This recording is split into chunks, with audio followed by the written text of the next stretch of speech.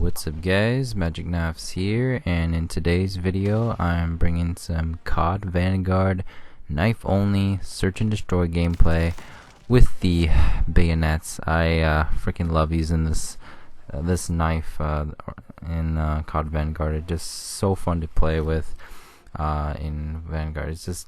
It brings back Modern Warfare 2 memories. Seriously guys, you gotta try it, man. I mean, I hope I'll be bringing some more gameplays for you guys soon. I just have a lot of games saved up for now, so I haven't been playing much lately, if I'm being honest, but nice little double kill there.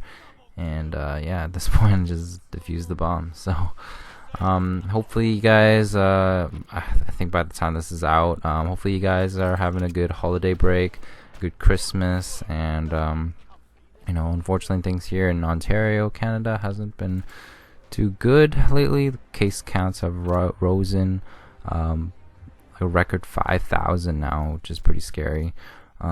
So now we're just hoping that things will get better as the new year comes around. So I'll try to keep you posted if anything comes about it. So yeah. But in this gameplay commentary, guys, I am going to be talking about COD Vanguard versus World at War. I did actually, in fact, because since I haven't, I've just been kind of taking it easy with Vanguard. Like, I've gotten multiple gameplays of it. So I have gameplays saved up for the near future. Just waiting for the right times to actually post and talk about stuff. I decided, you know what? I've been hearing a lot of talk about World at War in comparison to this game. So, and I wasn't around obviously at the time when World at War came out, so I was like, you know what, I'm just gonna pick it up. So I got it on eBay.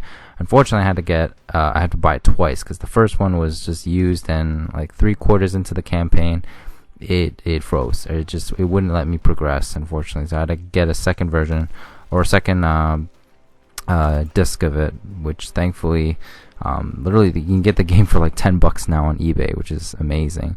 So I made sure the second time I got it like new, right? And yeah, I picked it up, and I'm mainly focusing on the campaign in this video.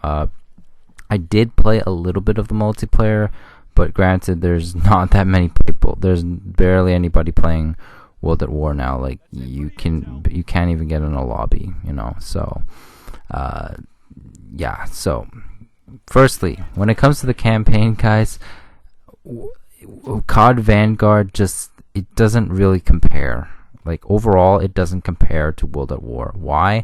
Because simply World at War has way more missions. Okay, I hated the fact that COD Vanguard was so short. I think it was maybe the record lowest number of missions in a Call of Duty campaign. Like, I think in total there were 8 missions that you played in total, and then the rest was just simply like cinematic cutscenes. Like why did Sledgehammer have to make it so short? Like, it was just there was so much good potential, but they really just they just didn't make the campaign long enough as it should have been, right? Like, I get if they want to make the plot and everything good, but then just like at least extend the story a little bit, right? There was just so much missing in the COD Vanguard campaign that I really wish, like, they didn't emphasize more on the Pacific Theater. There was like 2 missions on it. They could have done more missions of Stalingrad. There's only 2 missions for that, right? Like, every theater only had like 2 missions, which was really sad. Like, I would have really hoped they could have done, like, you know, at least 4 for each theater, you know, 4 for like the European theater, you know, even do another D-Day you know, entry, you know, because they didn't really do, like, this time they did D-Day, but it was like from the airborne perspective, instead of like the amphibious assault, whatever. But, you know, I would have liked that. And at the same time, just, yeah, there was just so much more could have been done within each theater. Like, as much as I loved the Stalingrad missions the most, in COD Vanguard, but they only had 2, which was the sad part. Like, I really wish they could have done more of that, as well as the Japanese or the Pacific Theater, right? In World at War, you had so many good like missions, even though it's only 2 theaters of the Eastern Front and the Pacific Theater. It was immense. I loved it. Like, I really felt the sense of immersion and history compelled into the whole game, and that's what a lot of the games are missing now from the current Call of Duties, is that historical accuracy. There was just so much about COD World War II or about COD Vanguard that was just ridiculous. Like the fact that Japanese soldiers were using German weapons that weren't even invented yet, it was laughable. And like, I guess, just even though the graphics obviously aren't there with World at War, just the amount of like detail with each mission, and like playing through it, it really felt like you were going through the whole World War II events, especially that Stalingrad mission. Oh my gosh, that was by far my favorite one. And as well, like the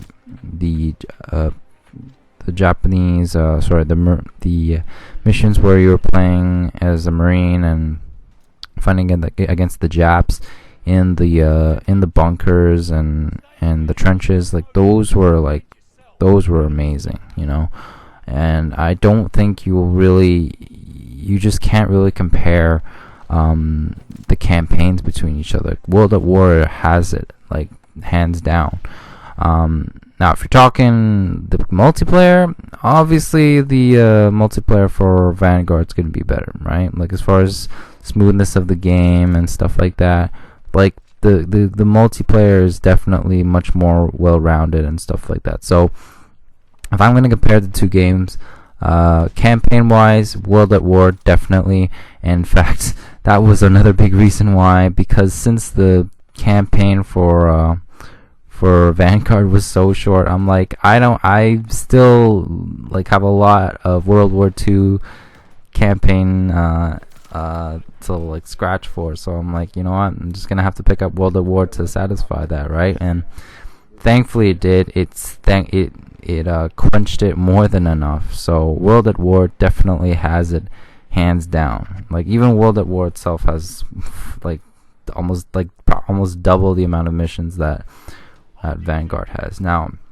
And then as far as the multiplayer goes, clearly Vanguard has it, because, well, now most people really care about the multiplayer, right? So and that's probably what Sledgehammer was wanting to focus on anyways for the modern gamers these days. So there's my little comparison, guys. When it comes to campaign, World at War. When it comes to multiplayer, COD Vanguard. And hopefully I'm glad I got a chance to play World at War. I can see why it's one of the greatest CODs of the old gen. And but yeah, hopefully hopefully you guys like this video and this commentary, and I hope to see you guys in my future videos. Till next time, peace out, guys.